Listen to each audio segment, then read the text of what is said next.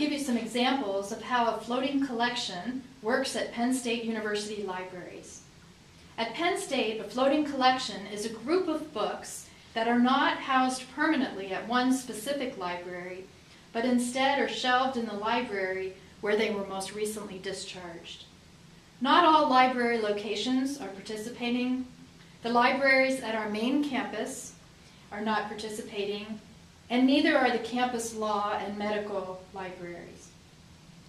The process for a floating collection takes place behind the scenes without the need for users to even know it's happening. I'm going to give you 3 examples of floating books going through the system, where these pockets represent the different campus libraries involved.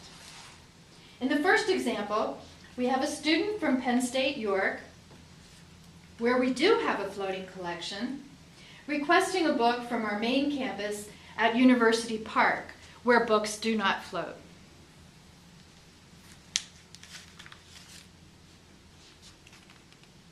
Here's how the information for this book looks in CIRC Workflows client, our circulation software. You can see the home location and the item library both reflect that the item is owned and housed at the University Park main campus.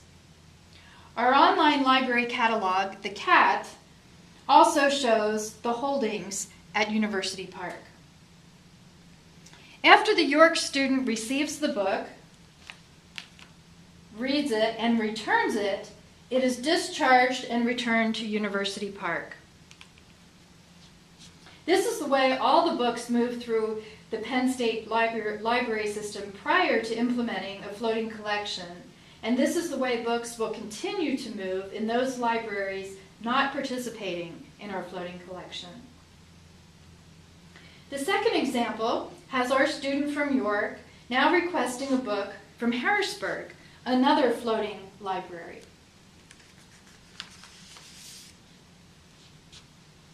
You can see the home location and the item library in Workflows reflects that the book is currently housed in Harrisburg. The holdings in the CAT also reflect this. When the book is checked out, both systems are updated to reflect that it is checked out and the due date is shown in the CAT. However, this time when our student from York returns the book and it is discharged, it will not be sent back to Harrisburg, but instead the item library changes to York. The holdings in the CAT no longer show Penn State Harrisburg, but will reflect that it's a Penn State York book.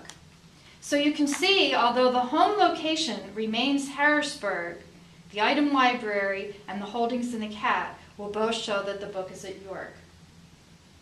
This saves us the time and the expense of shipping this book back to Harrisburg just to be reshelved.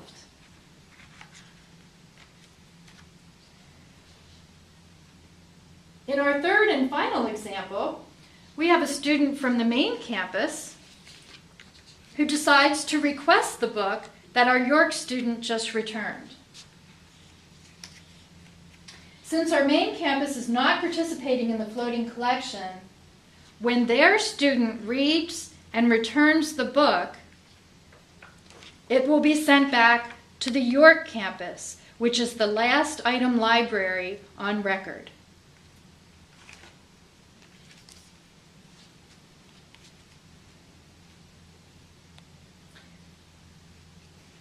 You'll notice throughout this process, the home location never changes. This allows us to send books back to the owning library in the event that a book is damaged and the decision needs to be made to have it replaced, or if a floating library determines they're getting too many books in their collection and want to send some back to the original owning library. This whole process turned out to be much simpler than any of us in the original task force had imagined, and Penn State University libraries currently have around 1 million floating books at 19 campuses located throughout the state.